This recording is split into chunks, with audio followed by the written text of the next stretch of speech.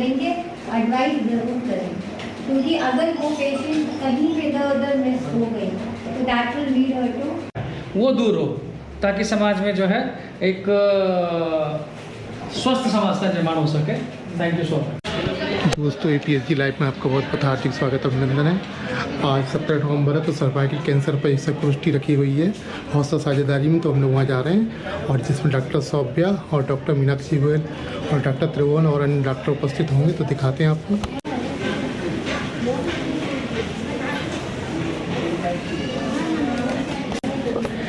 आज 17 नवंबर है, तो सर्वाइकल कैंसर पर एक संगोष्ठी का आयोजन करा जा रहा है जिला महिला चिकित्सालय में। तो हमारा ये क्या कहलाता है, ये वाला कपड़ा, ये हौसला साझेदारी हो, जैसा साझेदारी में कर रहे हैं।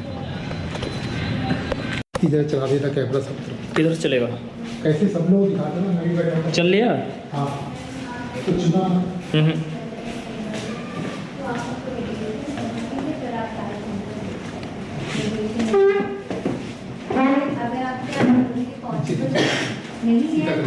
वो सबसे ज़्यादा क्रिमिनल है, प्लस और भी है, तो इसलिए हमारा मेन उद्देश्य स्क्रीनिंग हमारा मेन स्टेप है, फर्स्ट स्टेप है। यही हमारी अवेयरनेस है, यही पेशेंट के लिए भी अवेयरनेस है।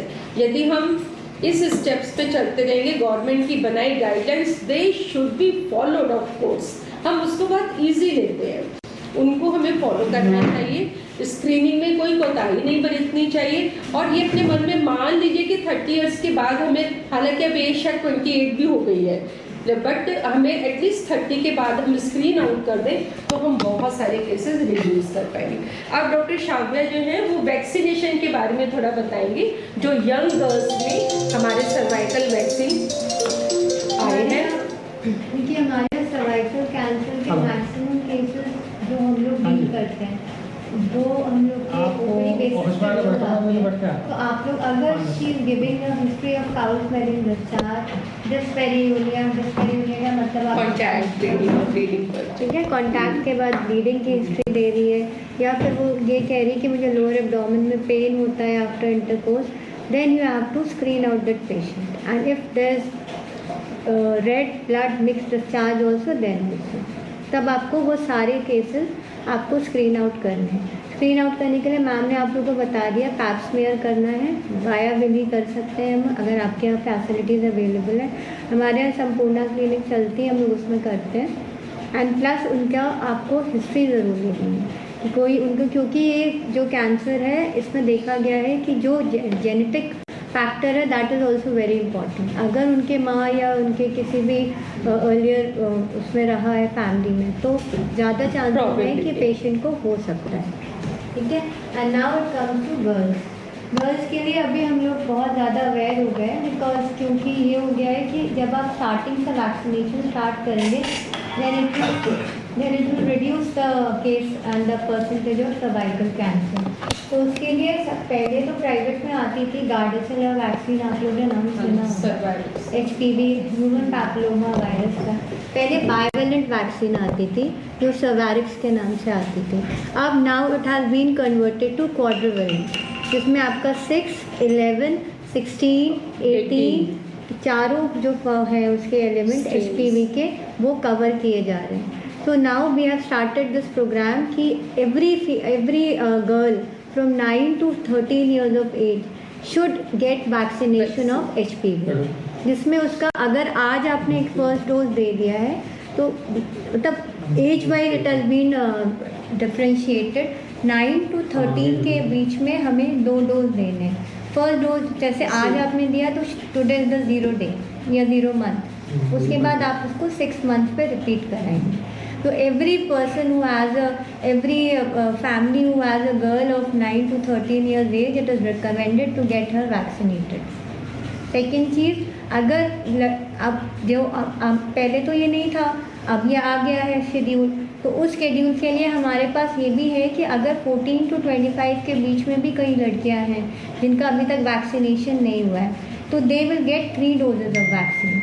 आज 0 डोज हो गया, then after 2 months and then after 6 months, तो दे विल गेट 3 डोजेज। तो that's what it has been differentiated. And the most important thing is, if it is suspected that the male or the female partner is immunocompromised, then they can also get this vaccination. The male will also get the vaccination. Male को 3 doses लगेंगे, वही 0, 2 and 6 months पे. उसके बाद वो होता है 26 years तक, 15 to 26. 26 to 45 के बीच में FDA ने अप्रूव कर दिया है. FDA हैज़ अप्रूव कि आप चाहें तो आप ले सकते हैं, आप ना चाहें तो आप ना लें. But it is always good to give 2 shots of vaccine to if the patient is coming to you between 26 to 45 years of age, and if you have a little bit of doubt or if she is giving history of anything, then आप FDA approve उसके अंदर आप लिख के आप उसको एक vaccine का शॉट लगा सकते हो. She is ready to take, she और ही एनीबडी, मेल्स के लिए भी. ठीक है, तो ये वैक्सीन रेजीम हम लोग को अब फॉलो करना है. अगर कंप्लेन नहीं करे तभी लगा सकते हैं. अगर हाँ आप वैक्सीनेशन तो you can give any time, Vaccination. whenever you can give. और आप उसको काउंसिल करो, कन्विंस करो कि भाई आप ले लो. इम्यूनो कॉम्प्रोमाइज है तब तो आपको और काउंसिल करना है. HIV पॉजिटिव है या anything kind of immuno compromisation is there, then it is always recommended that you should vaccinate the patient. So that is the vaccine regime, and the most important thing is कि cervical cancer के लिए आपको early diagnosis तो आपने कर लिया, उसके बाद इसका ट्रीटमेंट भी आपको तुरंत फॉलो करना है. ऐसा नहीं कि आपने बोला अरे हमने तो डायग्नोस कर लिया अब तो माया से निकल जाओ. यू हैव टू अगर आपका वाया पॉजिटिव आ रहा है तो कमेंट ज़रूर करेंगे, एडवाइस ज़रूर करेंगे, क्योंकि अगर वो पेशेंट कहीं पे इधर उधर मिस हो गई तो that will lead her to mortality. That is called. ठीक है, तो that is very important part कि अभी से जब हम 9 years of एज से स्टार्ट करेंगे सर्वाइकल कैंसर का वैक्सीनेशन, तब जाके कहीं 45 years तक हम इस परसेंटेज को रिड्यूस कर पाएंगे. तो देखा जाए तो स्टार्टिंग फ्रॉम 9 years टिल 45 और आप उसको स्क्रीन आउट करना, उसको वैक्सीनेशन तो अपने आप में एक प्रिवेंशन प्रोग्राम है ताकि वो डिजीज हो ही ना आए.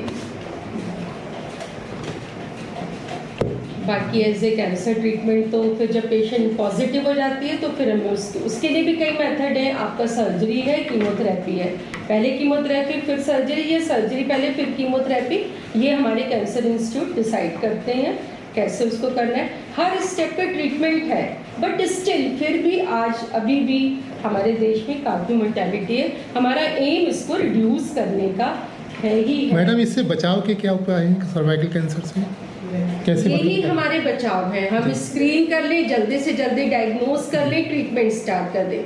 सेकंड, हम वैक्सीनेशन, जो कि अभी डॉक्टर साहब ने बताया है कि वैक्सीनेशन प्रोग्राम हम वैक्सीनेशन दें बच्चों को. 9 years के एज से भी बताया है 14 तक, 15 to 26 में मेल फीमेल दोनों के लिए बताया. यही इसके बचाव के कारण. क्या मैडम ये स्मोकिंग वगैरह भी इसका कोई असर होता है सर्वाइकल कैंसर पे? इससे स्मोकिंग वगैरह, बीड़ी सिगरेट तंबाकू वगैरह, इनका भी होता है कोई असर सर्वाइकल कैंसर पे? एवरी सेफ इंटरकोर्स प्रैक्टिसेस सबसे इम्पोर्टेंट है आपको सर्वाइकल कैंसर रिड्यूस करने में. बिकॉज HPV जो वायरस है that is all because of the unsafe intercourse. ठीक है, तो अगर हम सेफ इंटरकोर्स प्रैक्टिसेस फॉलो कर रहे हैं, बैरियर कॉन्ट्रासेप्शन ले रहे हैं या अच्छे से कॉन्ट्रासेप्टिव यूज़ कर रहे हैं, या इम्यूनो कॉम्प्रोमाइज पेशेंट है तो she has to take barrier contraception. तो इन सब चीज़ों से हम थोड़ा सा बचाव कर सकते हैं. और मेल्स के लिए ये ज़रूर कहेंगे कि अगर वो इम्यूनो कॉम्प्रोमाइज है या उनको कोई भी ऐसी हैबिट है स्मोकिंग और उसकी जिसकी वजह से उनका इम्यूनिटी लेवल कम है, तो दे शुड रिड्यूस. एक और छोटे सेक्स विद मल्टीपल पार्टनर, वो सबसे ज़्यादा प्रवोक करता है कैंसर सर्विस के लिए.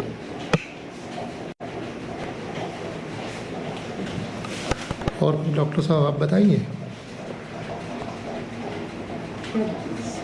आप सर आपसे इसमें गर्भाशय ग्रीव कैंसर उन्मूलन दिवस के मौके पे हमारे विशेषज्ञ डॉक्टर्स ने बहुत बढ़िया जानकारी दी, बहुत ज़रूरी जानकारी दी है. किस तरह से हम लोग इस चीज़ के कैंसर के शुरू होने से ही पहले अगर उसको स्क्रीनिंग हो जाए, उसकी जांच होती रहे, उसकी वैक्सीनेशन होता रहे, ये बहुत अहम जानकारी है. और ताकि इस दिशा में जो है समाज में एक जागरूकता आए और पहचानने का एक जो कैंसर से एक भय होता है वो दूर हो, ताकि समाज में जो है एक स्वस्थ समाज का निर्माण हो सके। Thank you so much. धन्यवाद। एक्चुअली आपने गाना से बताया कि वहाँ पे ये हमारे यहाँ अवेलेबल नहीं है। अभी हमारे यहाँ नहीं, बाहर अब सर्जरी चलिए भाई, सर्वाइकल कैंसर पे गोष्ठी हो गई और इसी के साथ एक ब्लॉग ही समाप्त करते हैं। नमस्कार, जय हिंद, जय भारत।